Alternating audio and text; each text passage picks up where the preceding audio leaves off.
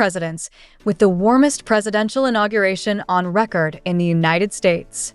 Monday's presidential inauguration promises to be one of the coldest on record, with temperatures in Washington at 22°-6°C, according to the National Weather Service.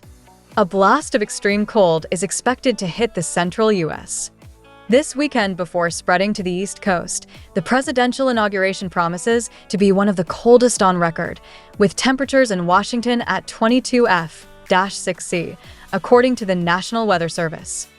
This has led the U.S. authorities to move the ceremony inside the Capitol Rotunda. On January 21, 1985, Ronald Reagan's inaugural ceremony was held indoors, and the thermometer read 7 degrees Fahrenheit at noon that day. The day after the coldest January inauguration was John F. Kennedy, with 22 degrees Fahrenheit in 1961. Below we present the coldest investiture ceremonies. Number 1.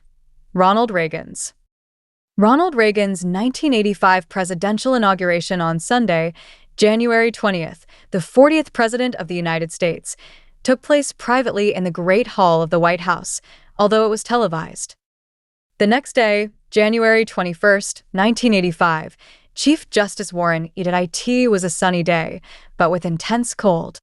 Wind chill temperatures fell between -10 degrees and -20 degrees Fahrenheit in the afternoon. Number 2. John F. Kennedy.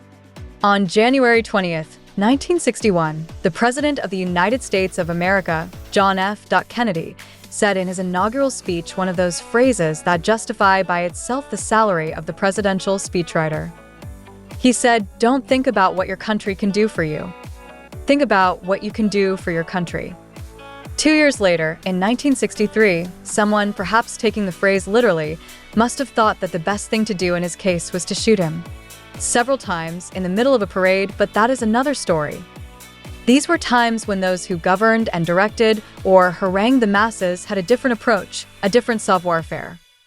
It was the year in which the Reverend Martin Luther King also said that he had a dream of unity and strength.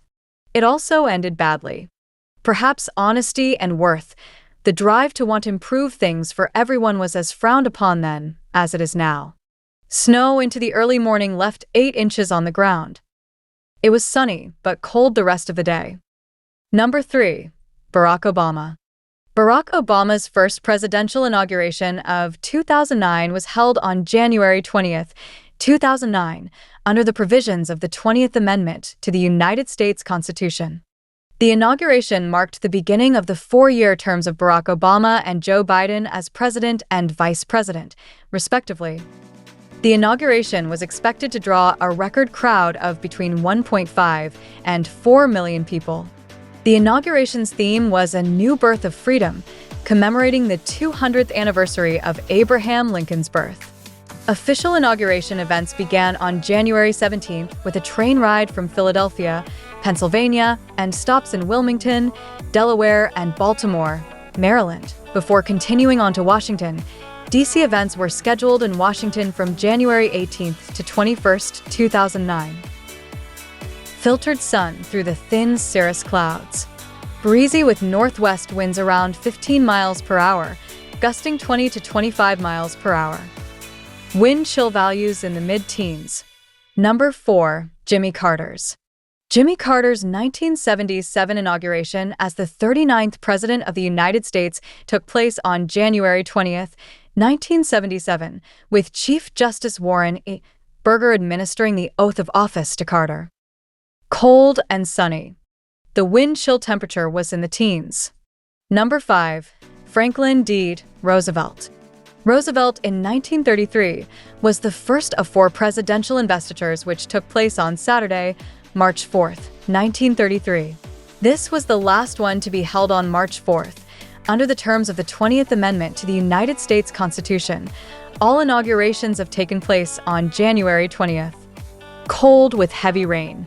Between 11 a.m. and 1 p.m.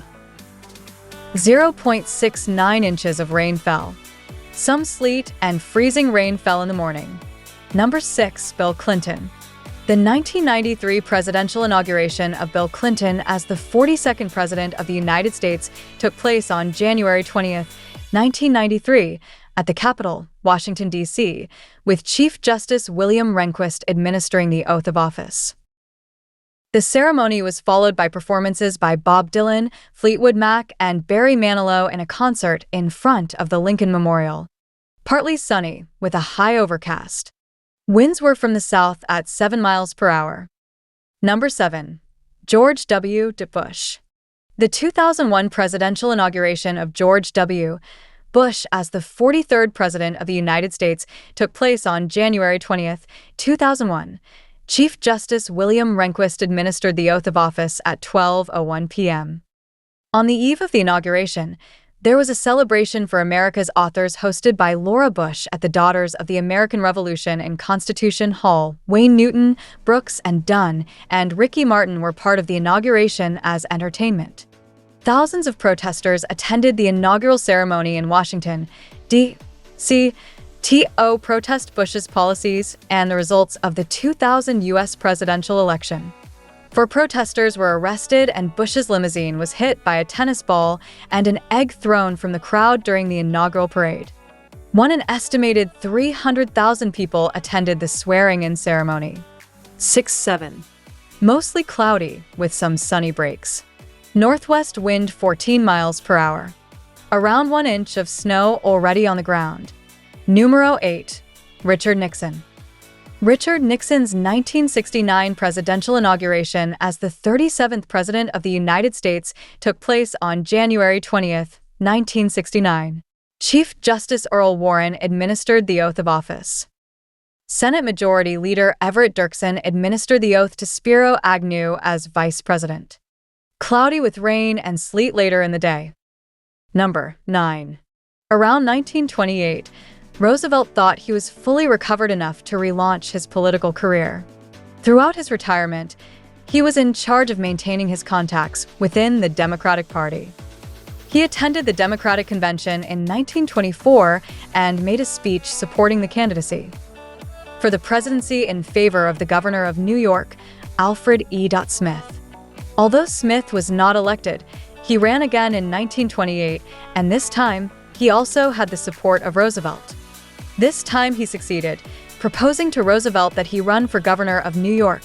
To obtain his nomination as a candidate, Roosevelt had to make peace with Tammany Hall, which he did with great hesitation. In the November election, Smith was soundly defeated by Republican Herbert Hoover, but Roosevelt was elected governor by a margin of 25,000 votes in a turnout of 2.2 million. Born in upstate New York, he had an easier time winning the vote of upstate residents who did not live in New York City. Light snow ended around 9 a.m. That morning. Cloudy skies.